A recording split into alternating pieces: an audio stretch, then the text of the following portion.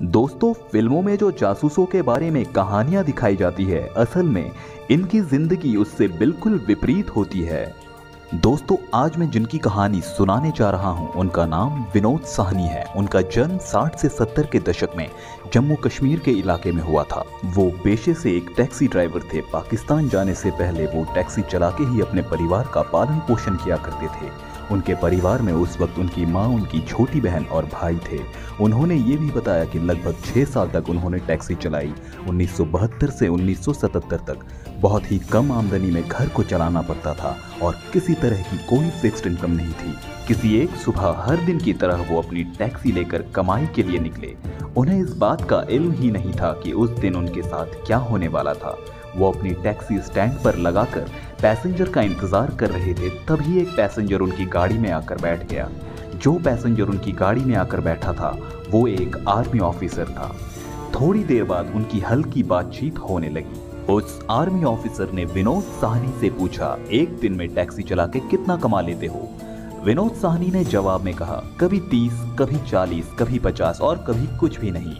Army officer ने फिर पूछा, महीने में कितना कमा लेते हो? तब विनोद साहनी ने कहा, कभी 300, कभी 400, कम ज्यादा होते रहता है। आर्मी ऑफिसर ने कुछ देर बाद कहा कि ठीक है, मैं अपने सीनियर से बात करूंगा और आपको सरकारी नौकरी दिलाने की कोशिश करूंगा। विनोद साहनी यह सुनकर बहुत खुश हुए और उन्होंने आर्मी ऑफिसर को कहा कि आप मेरे लिए भगवान समान हैं। शायद भगवान ने आपको मेरी मदद करने के लिए ही भेजा है। अगले दिन विनोद साहनी को आर्मी ऑफिसर ने मिलने के लिए बुलाया। विनोद साहनी बहुत खुश थे। उन्हें लग रहा था कि अब उनकी जिंदगी में कुछ अच्छे बदलाव आ रहे हैं। इस बात का जिक्र उन्होंने किसी से नहीं किया और अगले दिन तय समय पर उस आर्मी ऑफिसर से मिलने के लिए अपनी टैक्सी लेकर निश्चित जगह की ओर निकल पड़े। विनोद साहनी तय किए हुए जगह पर पहुंचे तो देखा कि वो ऑफिसर पहले से ही वहां मौजूद थे। उस ऑफिसर ने अपना नाम मिस्टर दानी बताया। उसके बाद वो साहनी को लेकर गांधीनगर की ओर निकल पड़े। वहां एक जगह पर पहुंचकर मिस्टर दानी ने साहनी को बाहर कुछ देर इंतजार करने को कहा और बोला, मैं अपने सीनियर से बात करके आता हूं। कुछ देर इंतजार करने के बाद वो ऑफिसर अपने एक सीनियर ऑफिसर के साथ वहां आता है।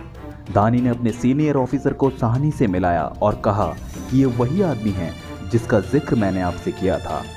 उसके बाद सीनियर ऑफिसर ने साहनी को अंदर एक गली जैसी जगह पर बुलाया। वहां उस सीनियर ऑफिसर ने एक हाथ का इशारा किया। तभी एक सरकारी गाड़ी सामने आकर खड़ी हो गई। उस गाड़ी में बैठकर वो तीनों वहां से चले गए और साहनी को एक खुफिया कमरे में ले गए। वो एक अंधेरा कमरा था जहां सिर्फ वो सीनियर ऑफिसर और साहनी मौजूद थे। बात को ज्यादा पेचीदा न करते हुए वो सीधे मुद्दे पे आ गए। उन्होंने साहनी को इतनी देशभक्ति की कहानी सुनाई कि साहनी को एक पल तो ऐसा लगने लगा कि इनसे बड़ा देशभक्त तो कोई है ही नहीं। सरकारी ऑफिसर ने अपनी बात खत्म करते ही साहनी को कहा कि अगर मैं आपको सरकारी नौकरी दे दूं तो क्या आप करना चाहोगे? इसके जवाब में साहनी ने फिर वही बात कही कि अगर आप ऐसा करते हैं तो आप मेरे लिए भगवान समान होंगे। तो फिर उस सरकारी ऑफिसर ने कहा कि आपकी नौकरी हो जाएगी क्योंकि मिस्टर दानी ने आपकी सिफारिश की है और ये भी कहा है कि आप एक मेहनती इंसान हैं। उसके बाद ऑफिसर ने साहनी से पूछा, तुम कौन सी भाषा जानते हो? जवाब में साहनी ने कहा कि साहब, मैं तो अनपढ़ हूँ। ऑफिसर ने कहा, ठीक है, मैं जहां पर कहूं वहां दस्तखत कर दो। उसके बाद साहनी 2 दिनों तक वहीं रहे। फिर कुछ और ऑफिसर आए जिन्होंने साहनी की नई पहचान बनाने की तैयारी शुरू कर दी। कुछ वक्त बाद मिस्टर दानी ने साहनी को कहा, मुबारक हो, आपकी नौकरी लग गई।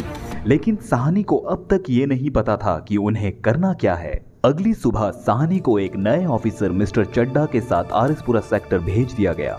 साहनी के मन में द्वंद्व चल रहा था तो उन्होंने मिस्टर चड्डा से पूछ ही लिया कि आप लोग मुझे कहां भेज रहे हैं। उस वक्त मिस्टर चड्डा ने बताया कि आपकी नौकरी खुफिया विभाग में लगी है। साहनी ने यह सुनते ही कहा कि मुझे ये नौकरी नहीं करनी। फिर चड्डा ने कहा, लेकिन आप तो सभी डॉक्यूमेंट्स पर साइन कर चुके हैं। फिर मिस्टर चड्डा ने साहनी को समझाया कि आप में कुछ तो अलग बात है जो आप इस काम के लिए नियुक्त किए गए। मुझे नौकरी करते हुए कई साल हो चुके पर मुझे ये सौभाग्य कभी नहीं मिला। आप बाहर मुल्क जाके भी भारत के लिए ही काम करेंगे। आखिरकार साहनी मान ही गए। उसके बाद साहनी 3 बार पाकिस्तान गए और अपने काम को पूरी ईमानदारी और बहादुरी से दिए हुए निश्चित समय में करने लगे। लेकिन उसी दौरान जब साहनी चौथी बार पाकिस्तान गए, बदनसीबी उस बार साहनी पकड़े गए।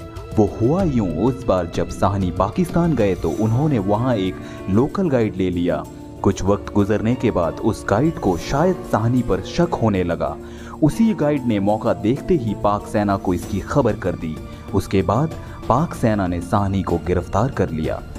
फिर उन्हें पाकिस्तान के सियालकोट गोरा जेल में डाल दिया गया। साहनी ने यह भी बताया कि इस जेल को गोरा जेल इसलिए कहा जाता है, दरअसल इस जेल में कैदियों के शरीर के सारे बाल काट दिए जाते, जिससे सभी कैदी एक जैसे लगते थे। ये ब्रिटिश के वक्त की जेल है और इस जेल में 300 और भारतीय कैदी पहले से ही मौजूद थे, जिनकी हालत बहुत खराब थी और वो कैदी सालों से वहां कैद थे। फिर साहनी ने बताया कि उनसे पूछताछ का दौर शुरू हुआ। वो कहते हैं कि आज भी उन दिनों को याद करके उनकी रूह कांप जाती है। उन्हें एक अंधेरे कमरे में रखा गया जहां उन्हें हफ्तों तक कुछ खाने पीने के लिए नहीं दिया गया और बताया भारतीयों को जो खाना दिया जाता था उनमें हमेशा कीड़े मकोड़े मिलते थे। साहनी कहते हैं कि पास की ही बैरक में पाकिस्तानी कैदी रहते थे।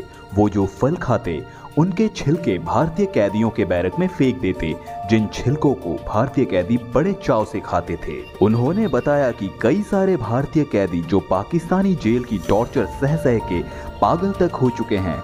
कुछ कैदी तो ऐसे भी हैं जिनकी सजा कब की पूरी हो चुकी, लेकिन वो 10-12 साल से जेल में ही कैद थे। साहनी ने बताया कि सर्दी के दिन बड़े मुश्किल से कटते। उनके पास ना ओढ़ने को कुछ होता और ना ही पहनने को कुछ। वहां बैरक में 200 कैदियों की लिमिट थी, लेकिन वहां 300 से भी ज्यादा कैदी भरे हुए थे, जिस वजह से कैदियों का वहां जीना बेहाल हो रखा था। बहुत से कैदी तो मौत की इच्छा कर रहे थे। उन्होंने पाकिस्तान की जेल को मौत का दूसरा नाम बताया। साहनी ने यह भी बताया कि पाकिस्तान की जेल में अगर कोई भारतीय हिंदू है तो उसे बहुत टॉर्चर किया जाता था, लेकिन अगर कोई भारतीय कैदी जो मुस्लिम है फिर तो उसकी खैर नहीं। आखिरकार 11 साल के लंबे इंतजार के बाद साहनी जेल से रिहा हुए। आज विनोद साहनी भारत में एक संस्था चलाते हैं जो पाकिस्तान में बंद हिंदुस्तानी कैदियों के सुरक्षा के लिए लड़ाई करती है। तो दोस्तों, ये थी एक भारतीय जासूस विनोद साहनी की कहानी। आशा करता हूँ आपको ये वीडियो पसंद आई होगी। लाइक, कमेंट, सब्सक्राइब करके वीडियो और चैनल को अपना प्यार जरूर दें। आपका जरा सा प्यार हमें आगे और अच्छा काम करने के लिए प्रोत्साहित करते हैं। नमस्कार।